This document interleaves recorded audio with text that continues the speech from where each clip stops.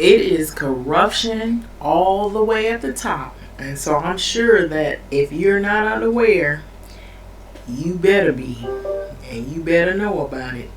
So, what's crazy about this is now that we've heard about the Capitol, or we'll say Capitol riot on January the 6th. Now they're running for Congress. Oh my word. So this is out of the New York Times. I was looking at this and I'm like, oh my God, there's so much stuff going on. It is like nonstop. The Labor Day weekend has not even kicked off yet.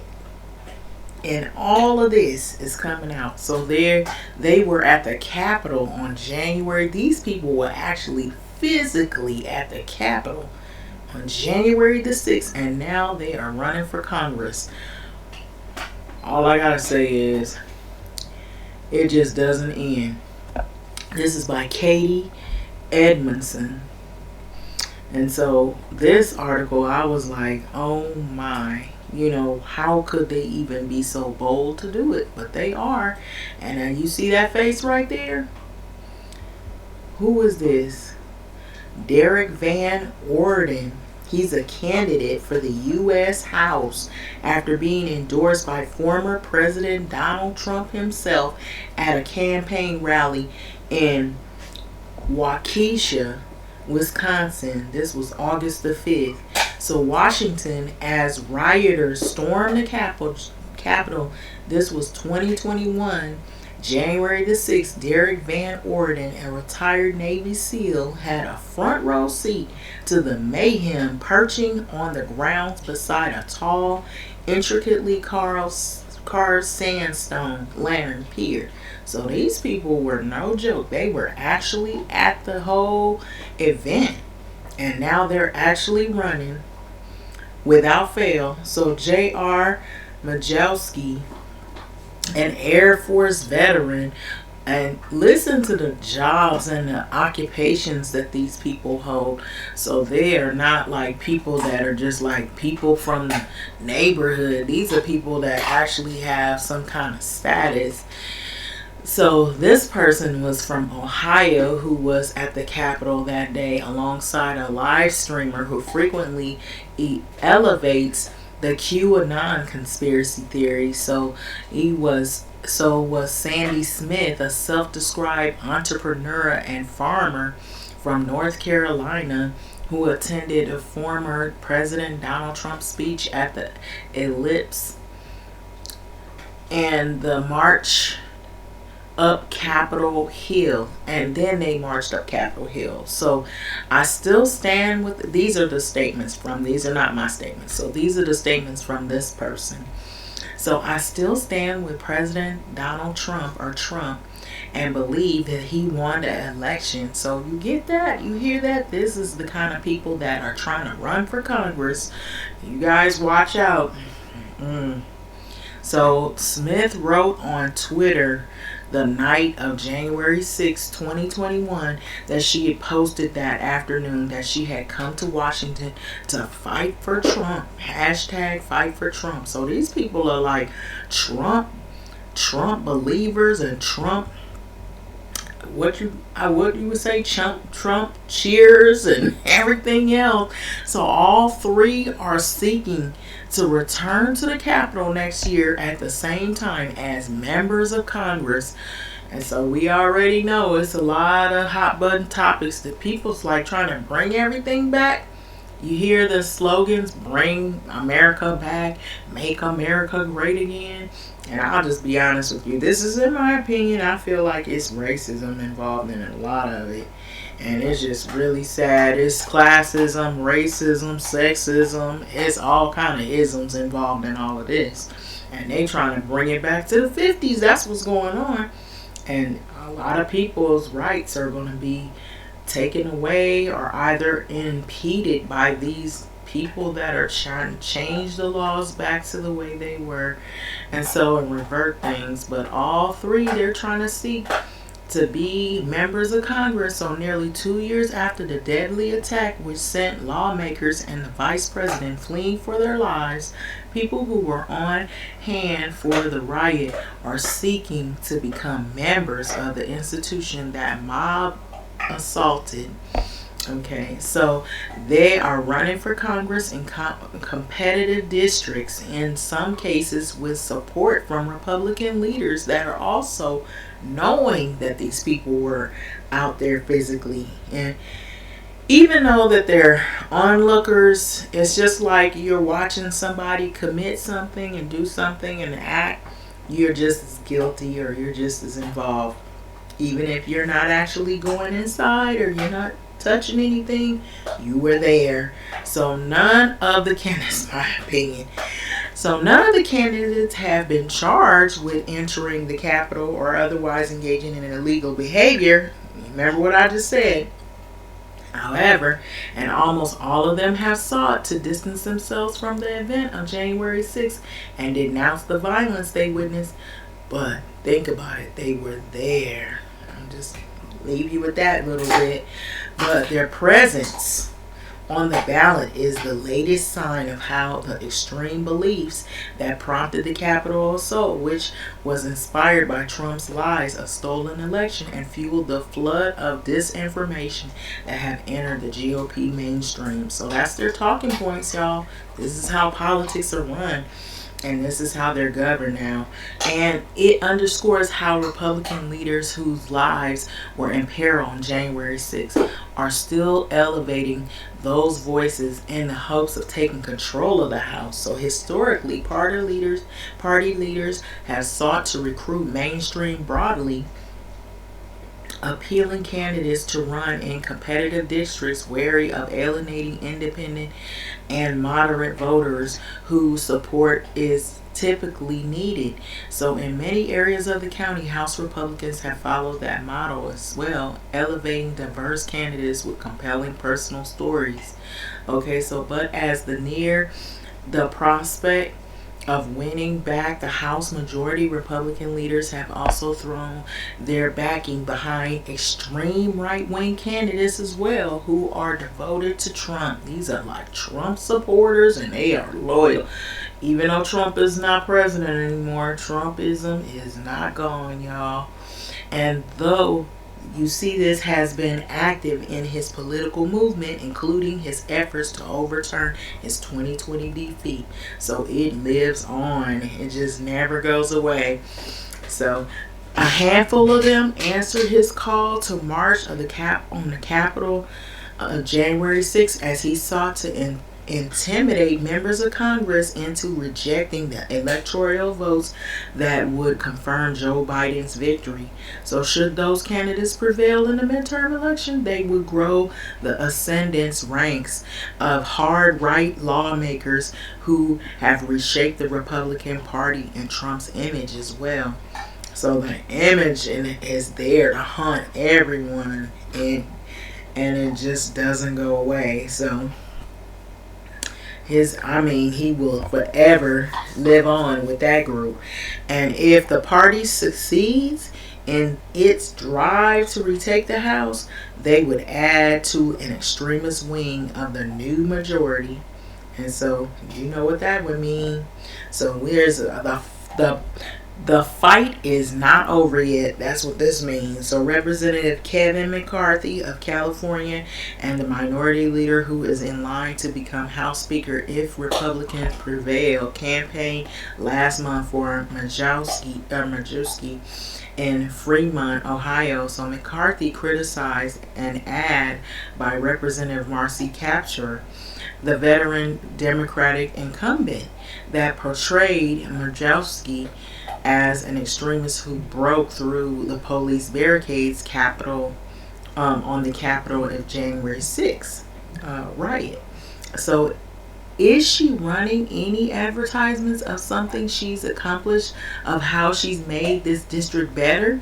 Or is she trying to say something that's not true about J.R. McCarthy said, according to the Toledo Blade? So Kaptur's ad appeared to refer to a conversation in the January 6th live stream in which Majewski's friend said that the two had walked all the way to the base of the Capitol building after seeing another group of people crossing the line of the barriers. So the conversation was reported by Media Matters and the left-wing watchdog group. So Majewski has repeatedly maintained that he committed no crimes and broke no police barriers. So that's what he's sticking by. So McCarthy's support for Majewski reflects the Republican leader's sometimes uneasy alliance with the more extreme elements of his party, which he has courted and empowered as part of the push to win the House, even as he has tried to keep them in check as well. So the Super Political Action Committee associated with McCarthy, for example, tried to squash Smith's candidacy, pouring nearly $600,000 into negative ads about her. But when she prevailed in her primary, the House Republican campaign Orden added her to its Young Guns program, which is intended to help up and coming candidates in competitive races. So Republican or representatives from McCarthy in the House Republicans campaign Orden and the congressional campaigns of Van Orden, Majewski, and Smith did not respond for the request for comment, of course. So at least two of the candidates, Van Orden and Majewski, have strong chances of winning their races. So Van Orden lost the seat in 2020 by less than 3 percentage points when he ran in the same district in western Wisconsin against Representative Ron Kine, a Democrat. Van Orden, who has endorsed all three top House Republicans, is the favored candidate now that Kine is retiring. And so the Daily Beast reported that last year that Van Orden was at the Capitol on January 6th. So that's pretty bold to be at the Capitol event and you kind of like you're there, but you're not there. You're there, but you're not there. But you ain't in disagreement completely if you're there and you're looking right at it. That's the way I feel. But, I mean, what do you think? What do you think about this? I mean, we already have some trouble. What do they say? Trouble in paradise? So, Van Orden wrote an opt in the La Crosse Tribune that he had traveled to Washington for meetings to stand in integrity of our electoral system as a citizen, right? So he wrote that he watched what should have been an expression of free speech devolve into one of the most tragic incidences of the history of our nation. Now, a lot of people who are Republican or Republican extremists, that is, or leaning almost to the extreme right, will always try to pull themselves away from the violence and from the melee of January 6th riot. But the Trump origin, the QAnon, and some of these beliefs, I mean, they're like right there in it. So when it became clear that the protest had become a mob, I left the area. This is what he's saying. As to remain there could be construed as tactically approving this unlawful conduct, Orden said. Okay. But you were still there. At no time did I enter the grounds, let alone the building. So a lot of people will distance themselves. But what are we seeing? A lot of them are trying to take control of Congress. So the race between Majewski, who had first attracted attention for painting his lawn to look like a Trump campaign banner, and Kapser, who has served in Congress for 40 years, is widely seen as a toss-up. So Majewski, who has frequently appeared on shows and live streamers, who pushes a host of baseless far-right theories, went to the Capitol on January 6th with a QAnon blogger. So he said that in an interview with a local radio station that he had helped bring 60 to 70 people to the Capitol that day. So he actually brought a posse. He brought a lot of people with him. So what does that tell you? So I had multiple people to get injured, but I made sure that they made it back to our hotel, Majewski said. It was a terrible experience. It was one that was supposed to be great. Several other Republican candidates who were at the Capitol January 6th have been defeated in the primaries, or in some cases disqualified. Think about it. What do you think? These people should be disqualified? They were there, but they claim they are not in complete agreement with what had went on at January 6th, but they were there. And now what are they trying to do? And they were recruiting and still recruiting people to take the far right side. So several of the Republicans and congressional candidates who were at the Capitol January 6th have been defeated. However, Jason Riddle's attempt to run in New Hampshire was scuttled when he was sentenced to 90 days in prison after he admitted to entering that Capitol building and taking a bottle of wine and a book. Wow. But others like Smith have made it through in the victories that Democrats hope to exploit in the general election. So Smith is running in a district in North Carolina whose partisan tilt has trended only slightly towards Democrats. So exactly the type of seat that Republicans are hoping to pick up this election cycle. But her fringe views have led political protagonisters to rate the race as leaning more decisively towards the Democrats. Okay. So in a Twitter post, December 2020, that was first reported the assembly of the local digital magazine. So Smith and that Trump should be returned to the office and the perpetrators of this fraud should be arrested. Okay. So she also called for trials and executions of those that have found guilty of treason as well. So Roger Stone, a longtime political operative of Trump advisor, endorsed Smith because she's the only candidate who has pushed for a full forensic audit in 2020 election, he said. So we need to bring our A game and pray that Smith wrote January 5th, 2021. If everyone does their part, we will be okay. So hashtag MAGA, hashtag Stop the Steal. So these people are loyal Trump supporters and loyal Trump organizers and Trump recruiters. So it was exhilarating to speak to people who all over the country from all walks of life. They say, she wrote, they just wanted to be heard and support their president. None were inciting violence. So she continued this. I don't support violence in any way, but we need to make the DC establishment listen.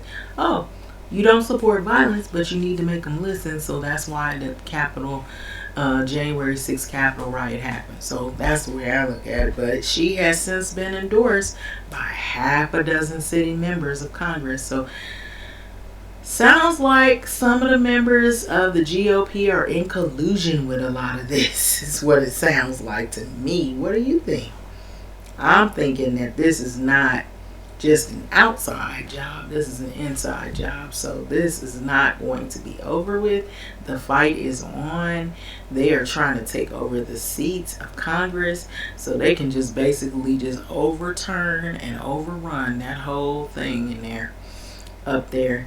And it just does not look good. I'll just tell you that. Because it's already not looking good, because you have a lot of people that their rights are being impeded on. A lot of the things that people were standing for, or that they were wanting to have, in place or remain in place, have now been threatened.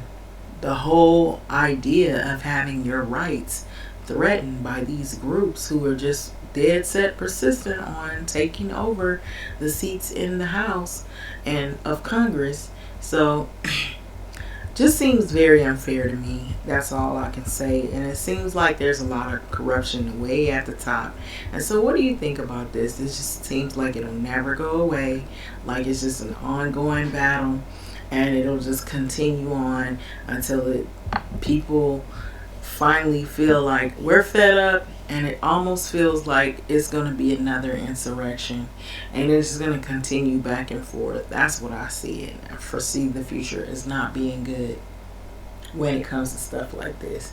And anytime you let people get this far ahead and you let them take control of people's lives and decisions that could change the whole world to make it not a great place to live in, is already rough, but it's going to be rougher and tougher. So what do you think? Well, just saying.